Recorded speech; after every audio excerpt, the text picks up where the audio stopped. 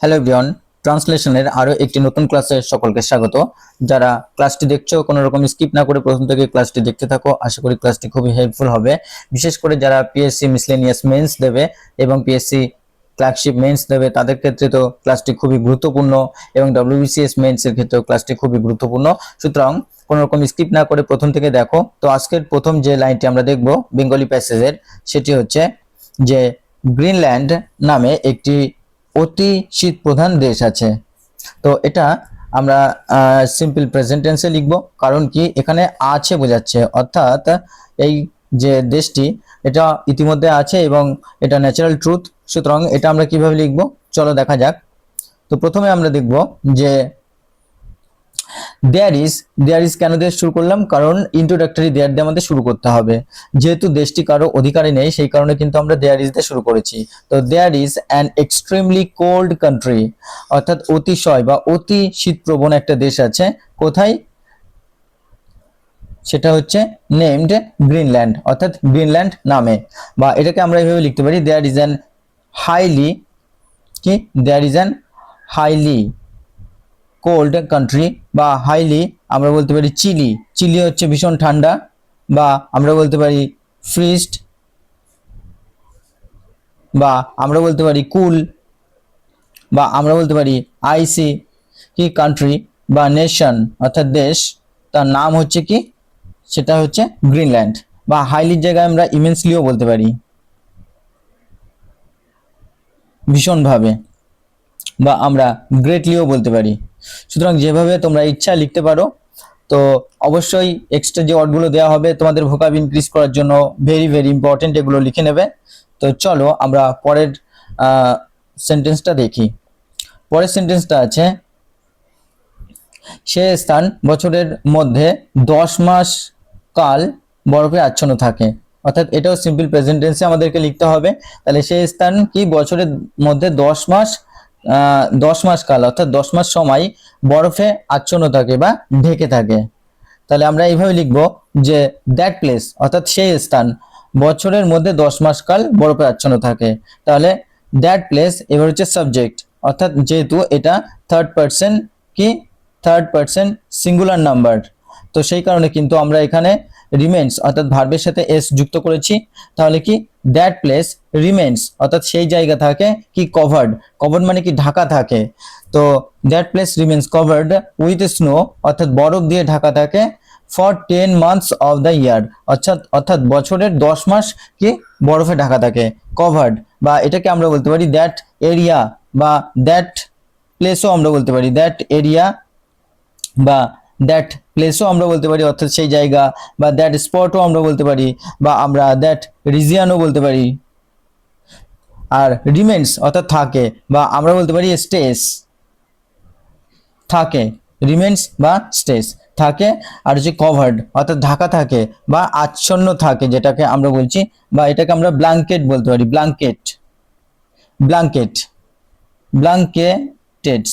ব্ল্যাঙ্কেটেড অর্থাৎ ঢাকা থাকা। বা এটা আমরা কোটেড বলতে পারি, যেহেতু বরফে ঢাকা থাকে কোটেড।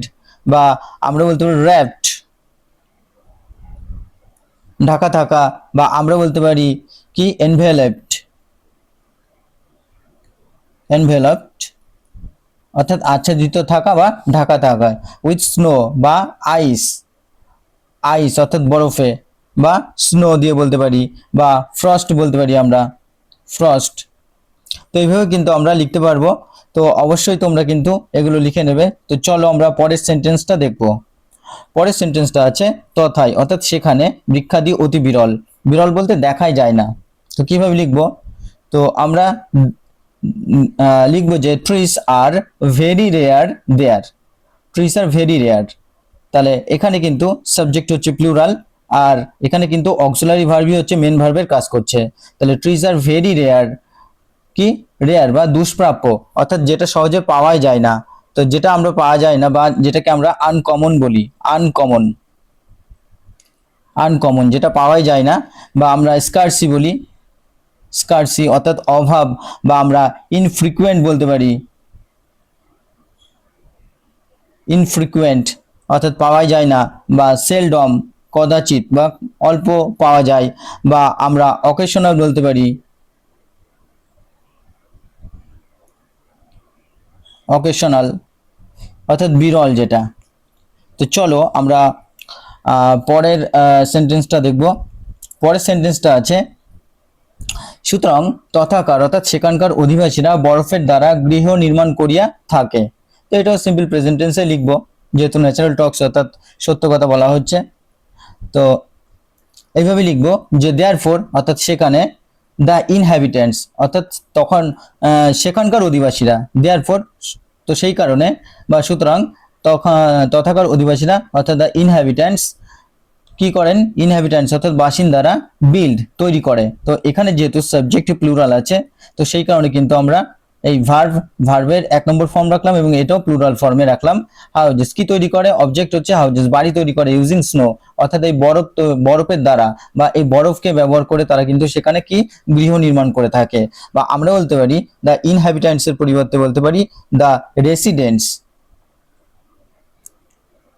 দ্য রেসিডেন্টস অর্থাৎ সেখানকার যে বাসিন্দারা, বা আমরা ডুয়েলার্স বলতে পারি সেখানকার যে বাসিন্দা, বা আমরা সিটিজেন্স বলতে পারি সিটিজেন্স, বা আমরা লোকালস বলতে পারি সেখানকার যে লোকালসরা থাকে, বা অকুপ্যান্টস বলতে পারি আমরা অকুপ্যান্টস কি বিল্ড তৈরি করে বা নির্মাণ করে অর্থাৎ কনস্ট্রাক্ট করে,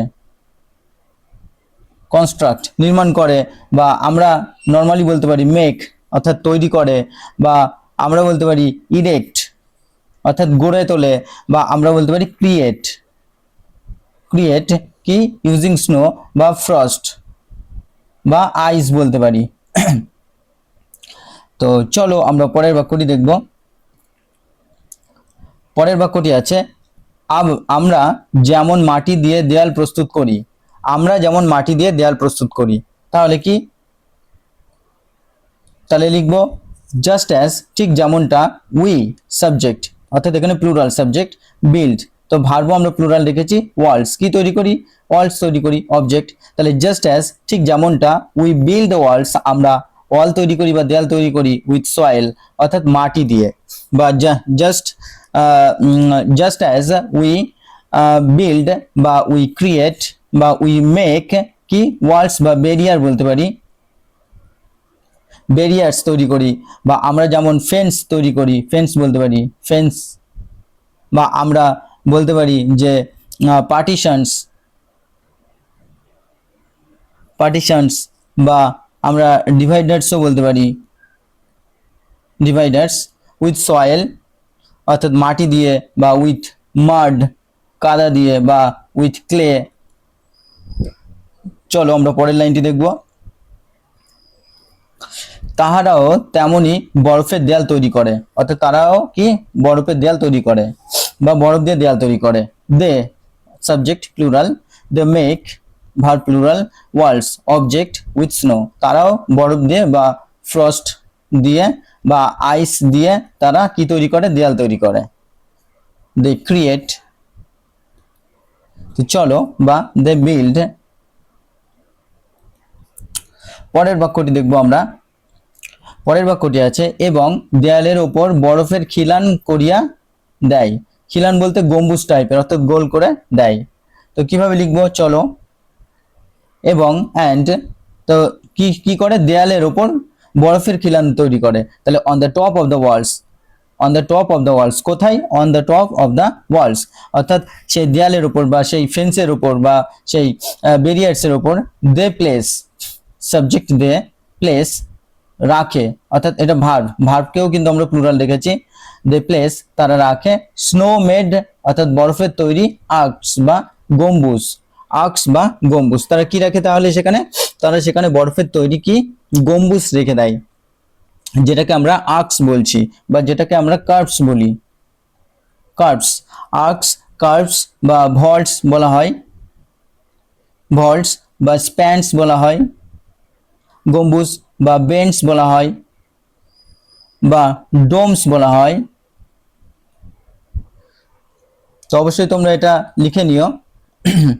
বা এটাকে আমরা আইস মেডও বলতে পারি, স্নো মেড, আইস মেড বা ফ্রস্ট মেড। চলো দেখি পরের বাক্যটি। পরের বাক্যটি আছে, আফ্রিকার কোন কোন স্থানে লোকে বড় বড় শাখার ওপর কুটির নির্মাণ করিয়া বাস করে। কুটির নির্মাণ করিয়া অর্থাৎ কুড়ে ঘর টাইপের তৈরি করে তারা বাস করে। তাহলে কি লিখবো?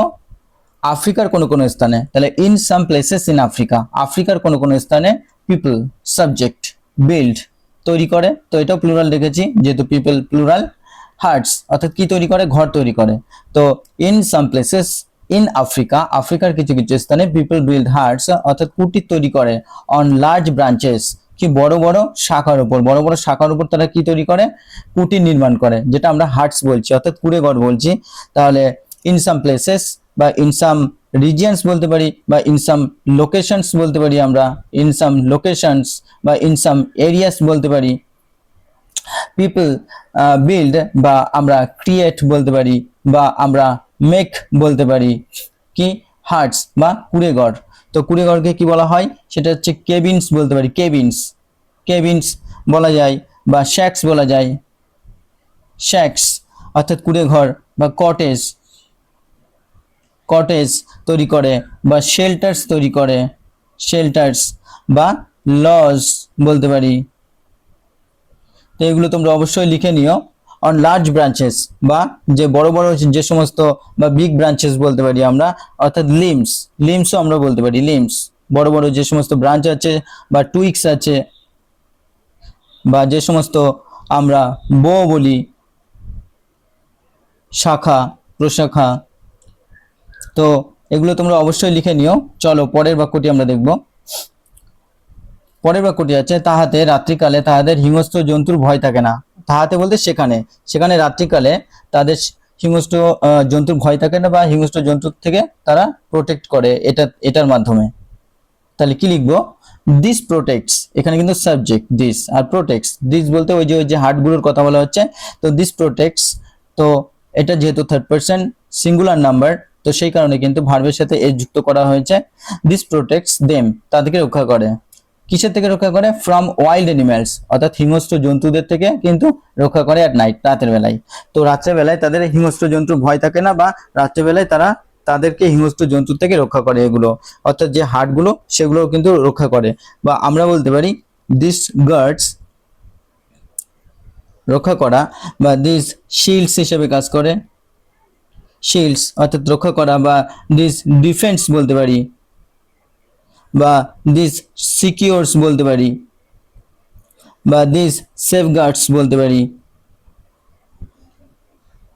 This সেফগার্ডস them from wild animals অর্থাৎ বন্য, বা আমরা বলতে পারি কি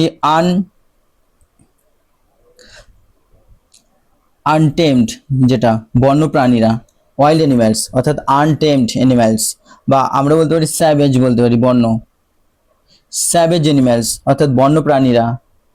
তো এইভাবে কিন্তু তাদেরকে কি করে? রাত্রেবেলা কিন্তু প্রোটেক্ট করে ওগুলি। চলো পরের বাক্যটি দেখব। পরের বাক্যটি আছে, চীন ও কাশ্মীরের কোনো কোনো স্থানে লোকে 12 মাসই নৌকায় বাস করে। তো এটাও সিম্পল প্রেজেন্ট টেন্সে লিখতে হবে, যেহেতু 12 মাসের কথা, সারা বছরের কথা বলা হচ্ছে। তাহলে in certain parts of China and Kashmir, তাহলে প্রথমে জায়গাটার কথা বলা হচ্ছে ইন সার্টেন পার্টস, বা ইন পার্টিকুলার পার্টস,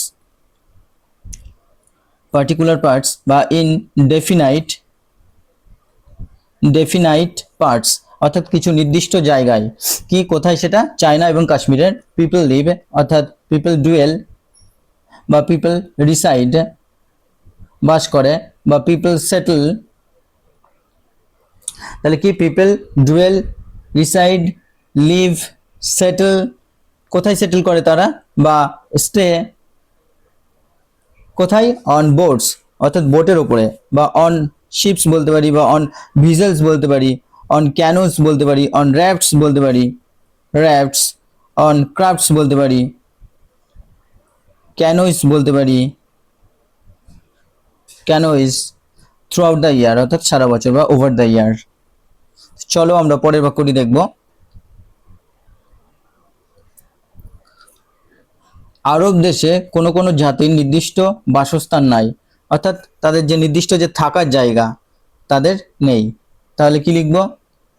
আরব দেশের কোনো কোনো জায়গায়। তাহলে ইন সাম আরব কান্ট্রিজ অর্থাৎ আরব দেশের কোনো কোনো জায়গায় কি সার্টেন ট্রাইবস বা পার্টিকুলার ট্রাইবস বা ডেফিনাইট ট্রাইবস অর্থাৎ জাতি ডু নট হ্যাভ নেই। তো এটা হচ্ছে সাবজেক্ট, সাবজেক্ট যেহেতু প্লুরাল, তো ডু নট হ্যাভ, হ্যাভ হচ্ছে এখানে থাকা অর্থে কিন্তু ব্যবহার করা হচ্ছে, আর ডু নটটা কিন্তু এখানে অক্সিলারি ভার্ব, এবং এটা অবশ্যই নেগেটিভ সেন্টেন্সে করা হচ্ছে কিন্তু।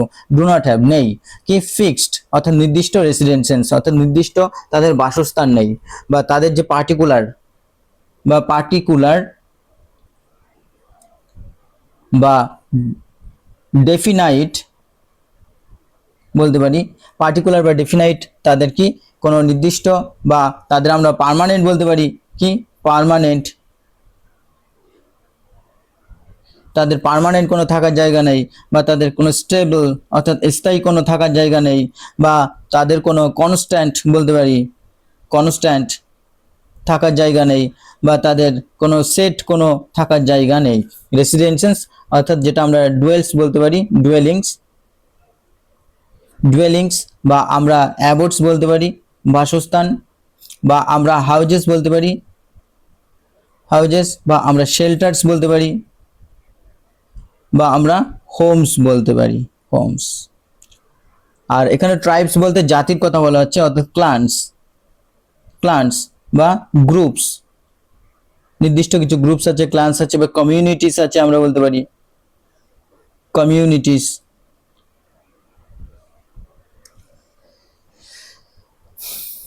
তো তোমরা এগুলো লিখে নিও। চলো আমরা পরের বাক্যটি দেখব।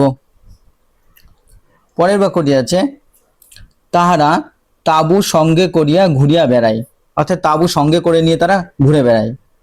তাহলে কি বলবো, দে ক্যারি তারা বহন করে, subject plural, carry verb plural, tense object, with them তাদের সাথে। তাহলে তারা তাবু বহন করে তাদের সাথে, অ্যাজ দে ওয়ান্ডার অ্যারাউন্ড। তো অ্যাজ দে এখান থেকে আবার কিন্তু আরেকটা সেন্টেন্স শুরু হচ্ছে, অ্যাজ এ লিঙ্কার হিসাবে অ্যাজ ব্যবহার করা হচ্ছে, as they wander verb plural, wander around যেহেতু তারা চারিদিকে ঘুরে বেড়ায়, অর্থাৎ তারা অনেকটা বেদুইনদের মতো, বা অনেকটা যে সমস্ত গোষ্ঠীগুলি আছে যারা নির্দিষ্ট জায়গায় বসবাস করে না তাদের মতো ঘুরে বেড়ায়।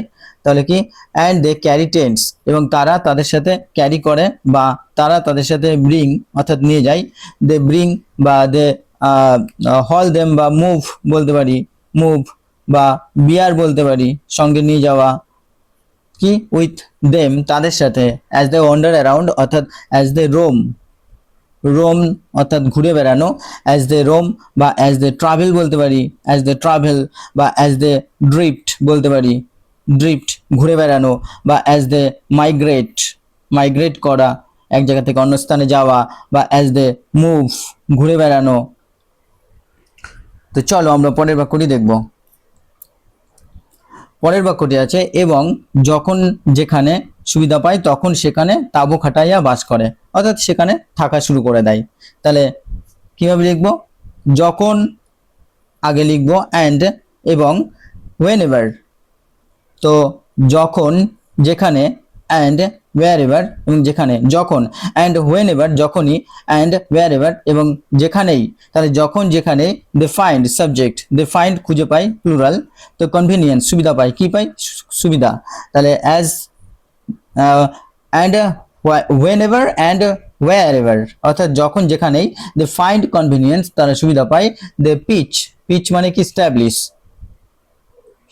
তারা গড়ে তোলে, স্ট্যাবলিশ, বা বিল্ড তারা নির্মাণ করে, টেন্টস অ্যান্ড লাইভ দেয়ার অর্থাৎ সেখানে তাঁবু তারা ইরেক্ট করে, বা সেখানে তারা হোয়েস্ট করে বলতে পারি, হোয়েস্ট তাঁবু খাটানো বা ইরেক্ট করা, অ্যান্ড লিভ দেয়ার বা রিসাইড দেয়ার বা ডুয়েল দেয়ার, এবং সেখানে তারা থাকতে শুরু করে দেয়। তো বন্ধুরা এই ছিল, বা সেটেল বলতে পারি, সেটেল দেয়ার। তো বন্ধুরা এই ছিল আজকের একটি very very important Bengali to English translation passage. আশা করি ক্লাসটি তোমাদের ভালো লেগেছে। যারা প্রথম থেকে ক্লাসটি দেখছিলে অসংখ্য ধন্যবাদ। তোমরা প্রতিনিয়ত ক্লাস দেখতে থাকো। আশা করি তোমাদের পিএসসি মিসলেনিয়াস মেন্স এবং পিএসসি ক্লার্কশিপ মেন্সের জন্য কিন্তু আটকাবে না, এবং ট্রান্সলেশনে তোমরা ফুল মার্কস পাবে যদি ক্লাসগুলি প্রতিনিয়ত ফলো করো, এবং এক্সট্রা ভোকাব যেমন তোমাদের ইনক্রিজ হবে, সাথে সাথে তোমরা কিন্তু ট্রান্সলেশনে রীতিমতো দক্ষ হয়ে উঠবে, এবং যে কোনো বিষয় যদি ইংলিশে লিখতে দেওয়া হয় তোমরা কিন্তু গড় গড় করে লিখতে পারবে। তো ধন্যবাদ, চলো দেখা হচ্ছে পরবর্তী ক্লাসে।